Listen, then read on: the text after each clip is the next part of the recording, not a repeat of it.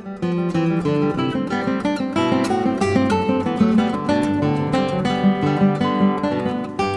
morning, guys. Welcome to Pastoral Homestead. Sitting here in the parking lot of Home Depot, about to pick up some mulch for our garden at the church, or excuse me, our lawn at the church. We're planting some new grass today, so we're going to have some things to put over the top of it.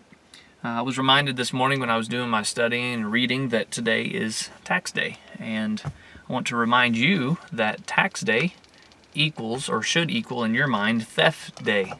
That taxes are a theft by the government upon its people.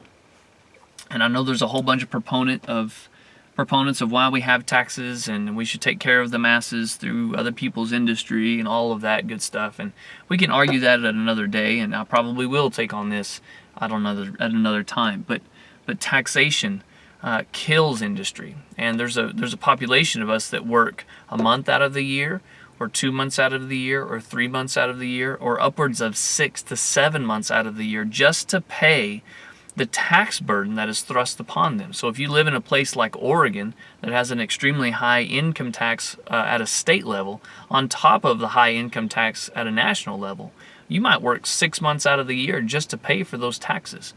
That's absurd. And so I would ask those people out there that believe in high taxation, what is the percentage? Where's the cutoff? There was a time in this country, less than 100 years ago, that taxation was zero.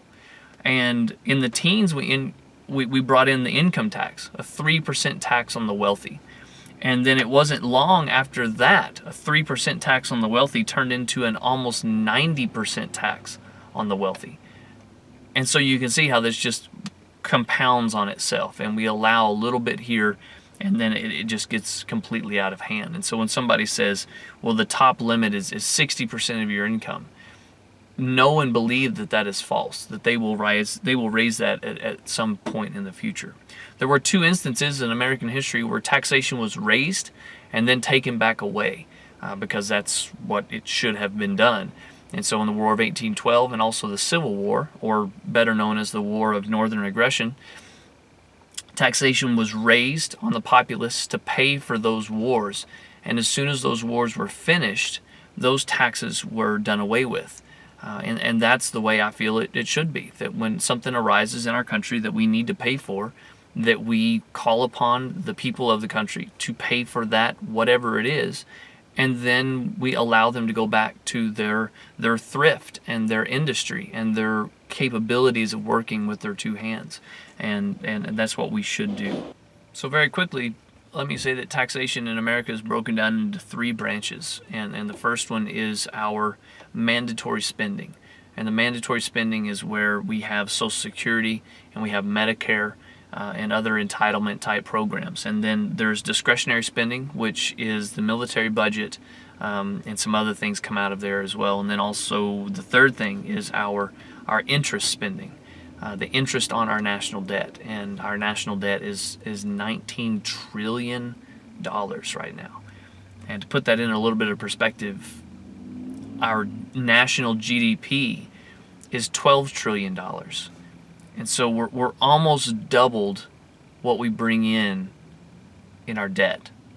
And to put that into some sort of perspective for you as somebody who is, well, I would assume an average American, if you make $40,000 a year, that's the same as having $80,000 in debt. And just, it's crazy to me. You can't run a business that way. You can't run a family that way. How do we expect our government to run that way? And that just gives another example of why our Congress has an 8%, 6% approval rate. Maybe it's 9%, I don't know. But whatever it is, it's bad. And I think that's part of the problem. But there are cuts to be made everywhere. And a couple years ago, Barack Obama said he wanted to use a scalpel, and I'm sorry, that's not good enough. We need to cut taxes a lot, and there's cuts to be made in every single area of our national budget.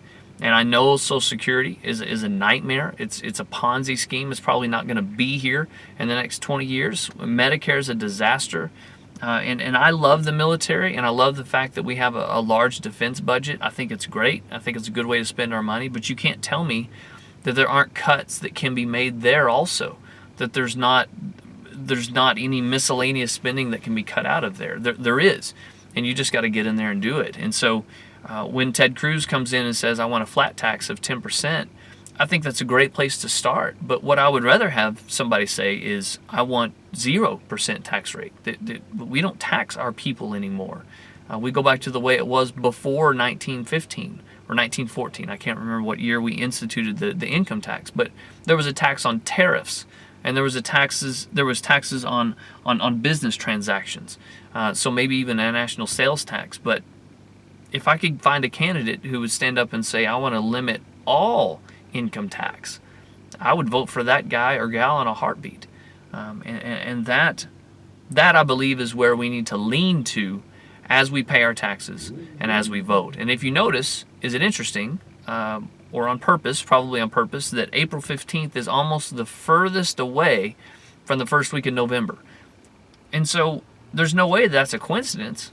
So the tax date is polar opposite of when we vote. And so what's on our mind when we vote is not the same as what's on our mind whenever we pay our taxes. And we should be thinking about those things.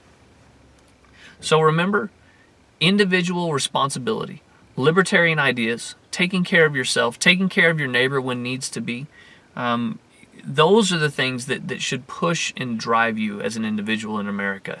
Not the idea that I have to work 4 months out of the year just so I can pay my taxes. And I also want to remind all of you guys out there of two things. If you receive a tax return, from the federal government, I want to remind you that is not a return. They are giving you back your money. You have loaned the federal government your money for free for a year, and they are so kind as to give it back to you. That should outrage you. That should make you absolutely furious. And if you get back all of your tax money and then they give you money on top of that, you don't pay taxes. I'll say that again. If you get back all of the money that you paid to the government and then some because of a kid or some sort of subsidy or whatever, you're not paying taxes. You don't pay taxes if you get money back. So just a few thoughts today on taxation, and I hope it's a good tax day for you. I hope you don't stress about it too much. It's not anything that we should overly concern ourselves about. But do remember that when you are deciding who to vote for and how to vote, that taxation is a very real thing, and we should fight adamantly against it. Remember that the founding of this country was fought over a 2% tax hike on one item. 2% tax hike over a glass of tea. And that is what started our revolution. So remember that as you go about your day. Thank you so much for joining us. God bless you. Have a good, safe day, and we'll talk to you next time.